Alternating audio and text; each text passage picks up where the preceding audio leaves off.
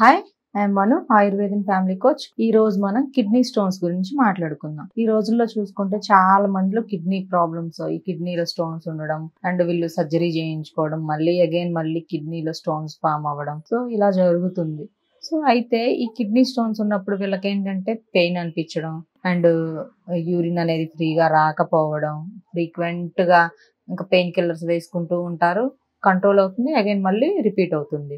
ఇదొకటి. అండ్ కొంచెం అప్పుడప్పుడు ఫీవరిష్ గా అనిపించడం, ఎక్కువసేపు కూర్చున్నా కూడా బాగా హెవీ పెయిన్ ఉండడం, ఇలాంటి ప్రాబ్లమ్స్ ఉంటున్నాయి. సో ఇటువంటి వాళ్ళు చేయాల్సింది ఏంటి అంటే ఫస్ట్ ఆహారాన్ని మార్చుకోవాలి. అంటే మీ ఫుడ్ హ్యాబిట్స్ ని చేంజ్ చేసుకోవాలి.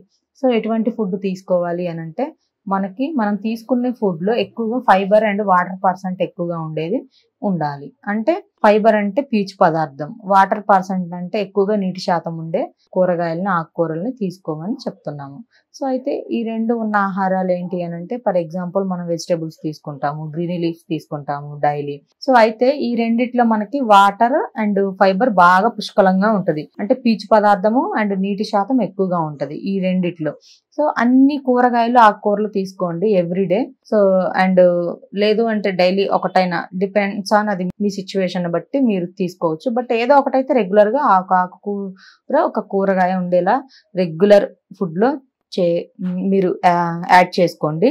అండ్ ఇంకొకటి వచ్చేసి డీప్ ఫ్రైస్, హెవీగా ఫ్యాట్ ఉండేవి, బయట జంక్ ఫుడ్లు అటువంటివి స్కిప్ చేసేసి ఇటువంటివి తింటూ ఉంటే మీకు ఎక్కువగా వాటర్ తాగి నార్మల్ గా ఉండే కూరగాయలు, ఆకుకూరలు నార్మల్ కర్రీ ప్రిపేర్ చేసుకొని తింటూ ఉంటే ఏమవుతుందంటే మీకు ఏమైనా మనకి తెలియకుండా ఫుడ్ లో కానీ దేనిలోనైనా కిడ్నీస్ మనకి తీసుకునే ఫుడ్ ద్వారా దేని ద్వారానైనా మనకి తెలియకుండానే కొంత డస్ట్ వేస్టేజ్ అనేది పోతూ ఉంటది. లైక్ కొంతమందికి తీసుకునే ఫుడ్ లో వెంట్రుకలు ఉంటుంటాయి, కొంతమందికి చిన్నపాటి స్టోన్స్ ఉంటాయి, అంటే స్మాల్ సైజ్ స్టోన్స్ ఉంటాయి.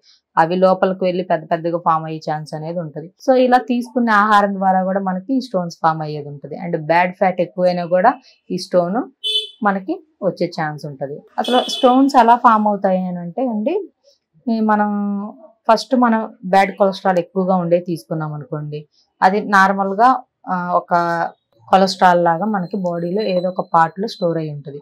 తరువాత అది గట్టిగా ఏమవుద్దంటే గట్టిగా అయిపోతుంది ఆ ఫ్యాట్ అనేది. సో తరువాత అది మనకి స్టోన్ కింద కన్వర్ట్ అవుతుంది. సో ఆ స్టోన్ ని ఇంకా మనం కరిగించాలి, దాన్ని మెత్తగా పిండిలాగా చేసి బయటికి పంపించాలి అన్న, లేదు అంటే సర్జరీస్ చేసి తీయాలి అని చాలా మంది చెప్తుంటారు. బట్ అలా కాకుండా ఈ బ్యాడ్ కొలెస్ట్రాల్స్ ని ఎప్పటికప్పుడు మనం కరిగించేసుకుంటూ కొంచెం మోషన్ ఫ్రీగా ఉండేటట్టు చూసుకుంటే ఈ ప్రాబ్లం అనేది మనకి క్యూర్ అవుతుంది. అయితే నేను చెప్పేది ఏంటి అని అంటే మనకి ఇప్పుడు ఫుడ్ హ్యాబిట్స్ ఇవి చెప్పాను. ఎక్కువగా వాటర్ తీసుకోవడం, ఎక్కువగా ఫైబర్ పర్సెంట్ ఉండేది ఫుడ్ తీసుకోవడం, ఇలాంటివి చేయాలి.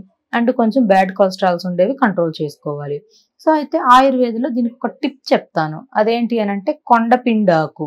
సో కొండపిండి ఆకు అని చెప్పి మనకి గ్రామీణ ప్రాంతాల్లో చాలా బాగా మనకి అవైలబుల్ గా ఉంటది. అంటే పల్లె గ్రామాలలో బాగా దొరుకుతుంది మనకి. సో ఆ కొండపిండి ఆకుని తెచ్చేసుకొని చక్కగా దాన్ని మీరు కషాయంలో పెట్టుకొని తాగొచ్చు, లేదు అంటే చక్కగా పొడిలాగా చేసుకొని ఒక గ్లాస్ నీళ్ళలో కలుపుకొని తాగొచ్చు, లేదు అంటే చక్కగా పచ్చి కొండపిండి ఆకుని తెచ్చుకొని మిక్సీ వేసుకొని చక్కగా దాన్ని ఒక గ్లాస్ వాటర్ మరిగించేసి ఏదైతే మిక్సర్ వేసుకుంటారో సో ఆ పేస్ట్ ని కూడా అందులో వేసి ఇంకొక 2 minutes మరిగించేసి డైరెక్ట్లీ మీరు అలా తీసుకున్నా కూడా మీకు ఆ స్టోన్స్ ఏవైతే ఉన్నాయో అవి మొత్తం కరిగిపోతాయి. సో రెగ్యులర్ గా ఇది ఫాలో అవ్వండి. మీకు కిడ్నీలో ఏమన్నా క్రియాటిన్స్ ఉన్నా అండ్ స్టోన్స్ ఉన్నా ఇవన్నీ కూడా మీకు క్యూర్ అయ్యి నార్మల్ గా వచ్చేస్తారు. సో ఇవి న్యాచురల్ టిప్స్, ఇవి ఫాలో అవ్వండి. మీకు ఏదైనా డౌట్ ఉంటే స్క్రీన్ మీద నా నెంబర్ స్క్రోల్ అవుతుంది, కాల్ చేసి అపాయింట్మెంట్ తీసుకోండి. Thank you.